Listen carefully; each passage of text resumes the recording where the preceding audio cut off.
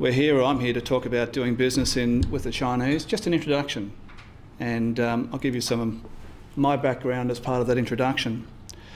So I'm not a career academic, which is good. You'll get some academic stuff from me, but I've actually spent a lot of time in the real world, I like to say.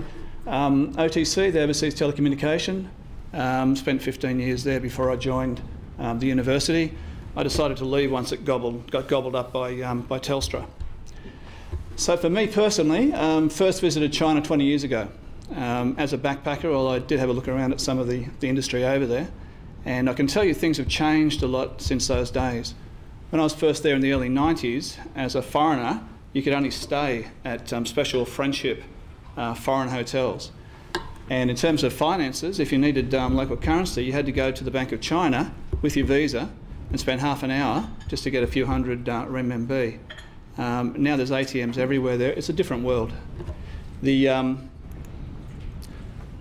the last 6 years in particular, I've been involved in visits 3 to 4 times a year, mostly teaching at postgrad level to business people enrolled in master's degrees through a joint program Flinders has with Nankai University in Tianjin, Beijing, about 6 or 7 locations right throughout China.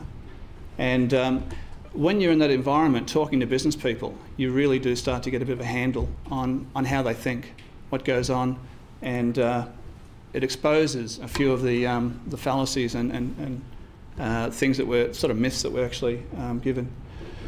It's obviously impossible to cover everything in the time available, so what I'm really doing is just touching on what I think are the key issues.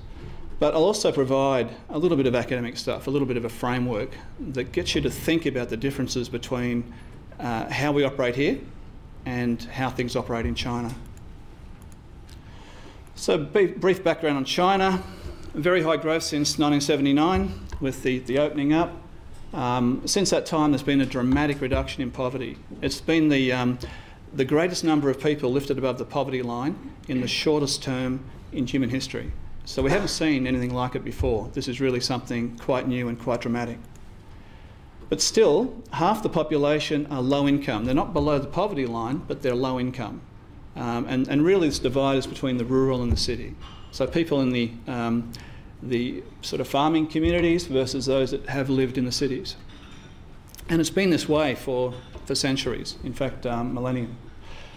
So there's been a large rural-urban shift. You would have heard about this. The poorer people coming into the cities to take advantage of the employment opportunities. Now this has been fantastic for low-cost labour and giving China a comparative advantage, but it's also created a lot of tensions within the area. We've had this growth of a middle class, but this has led to tensions within Chinese society itself. And the major tension is the rich versus the poor. You can look at basically half the population are rich and basically the other half are poor.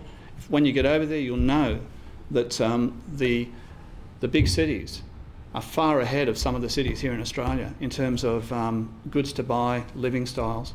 There's also this issue of government versus society.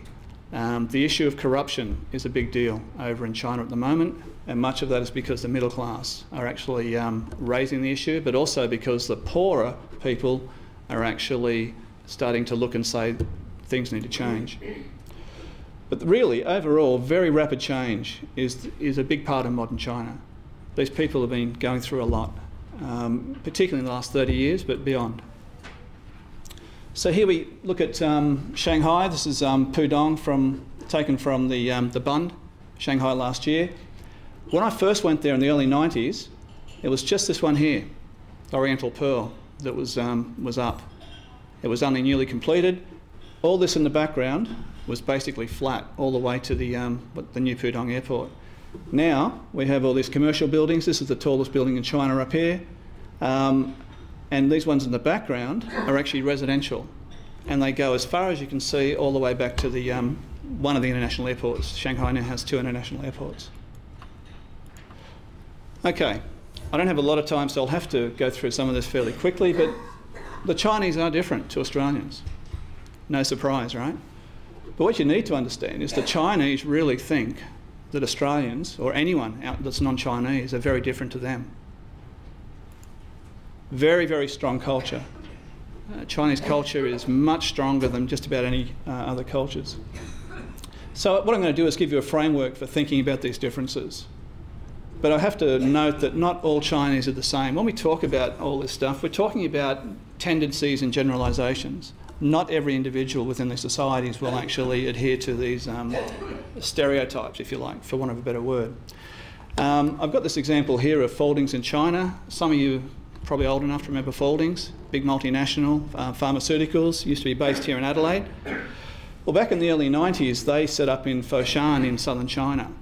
And they were doing that to take advantage of the boom that they predicted would be needed in pharmaceuticals in China because of the pollution and the heavy smoking, etc. There was going to be health concerns. In those days, there was discrimination against foreign companies. If you were a foreign company entering China, you couldn't repatriate profit freely back to your own country. But there was an exemption given for overseas Chinese companies. So if you're an overseas Chinese company, you had no problems. You could put as much profit back home as you liked. So what Foldings did was actually bought out a company in Hong Kong and then got that company in Hong Kong, overseas Chinese company, to move into Foshan and set up their shop there. Now when they tried to run this with Hong Kong managers, the whole thing collapsed and started to fall apart. Now, you would have thought that people from Hong Kong would be fairly closely related, certainly culturally, to mainland Chinese, but it didn't work. And in the end, they had to get an American, the last nationality you'd think of, to run the place. And he got this thing running very well. Now, this American had spent a lot of time in China. He was considered an old hand. So my point is that not all Chinese are the same. Okay, some classic academic views on differences in cultural value. This one here comes from Hofstede. It's power distance. And the first one here talks about the acceptance or otherwise of inequality within a society. All right. In certain societies, like Australia, we have this tall poppy syndrome. You know? Any poppy that grows taller than the rest, we cut it off. All right. So there's not an acceptance, if you like, or a reverence to those that are actually in a better position. In other societies, it's quite different.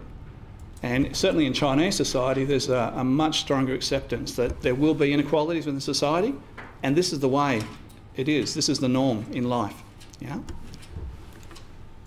Individualism versus collectivism, I'm sure you would have heard of this. It talks about the relationship between the individual and his and her fellows. Right? Now, most of us here are from individualistic-based societies. And if you're, classic Australian, if you like, you got a very high score on the individualism side. People from collectivist societies don't think in the same orientation as people from individualistic societies. There's this a stronger consideration of we rather than I when you think about your position within society. Uncertainty avoidance, this one measures the extent that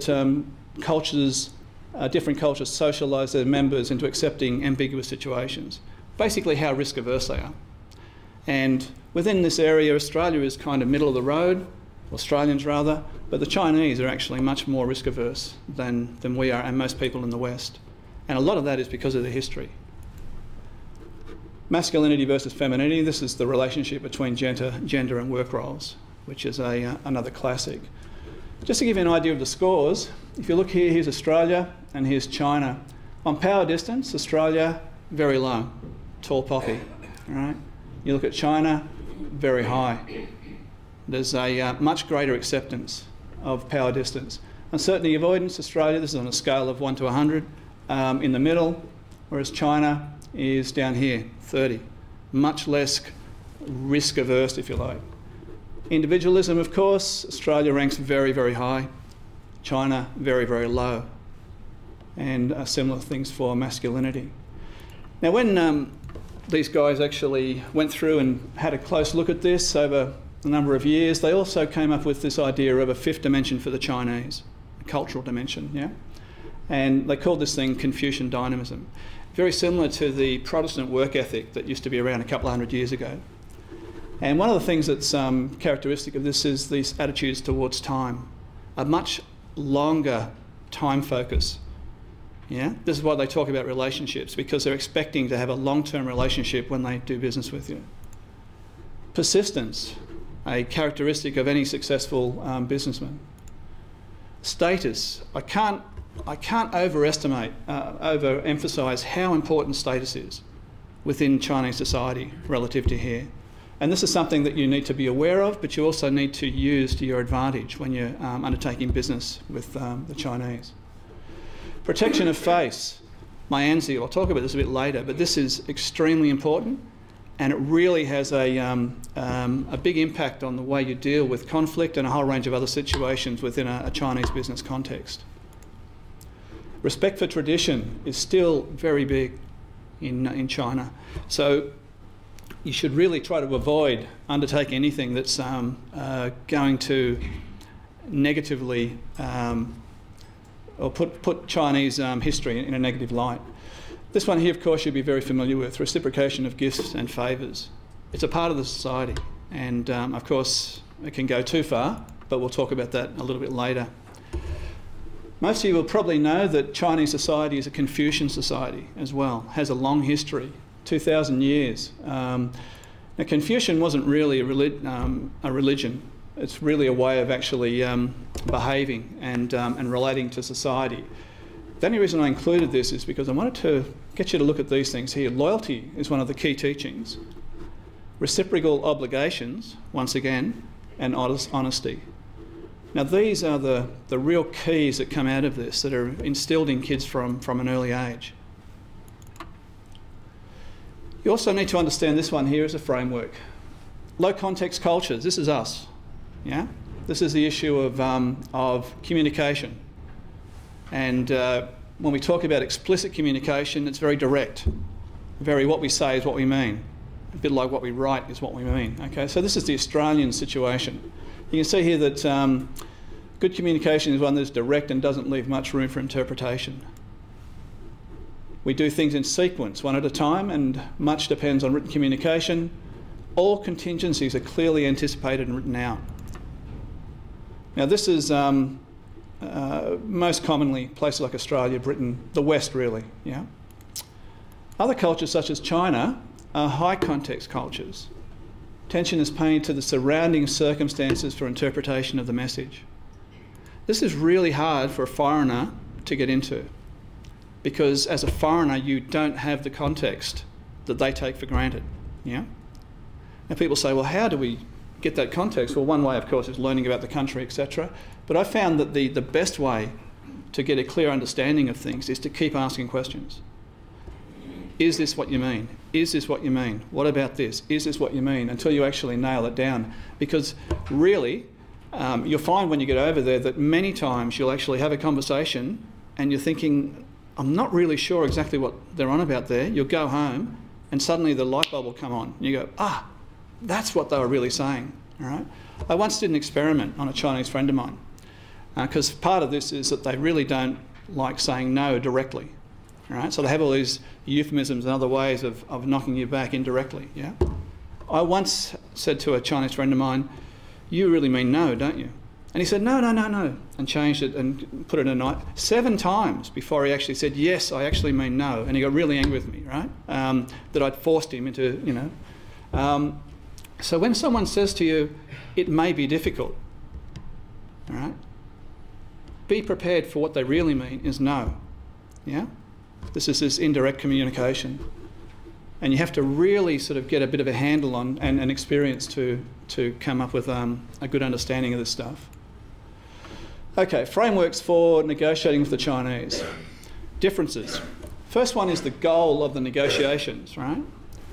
Contract versus relationship.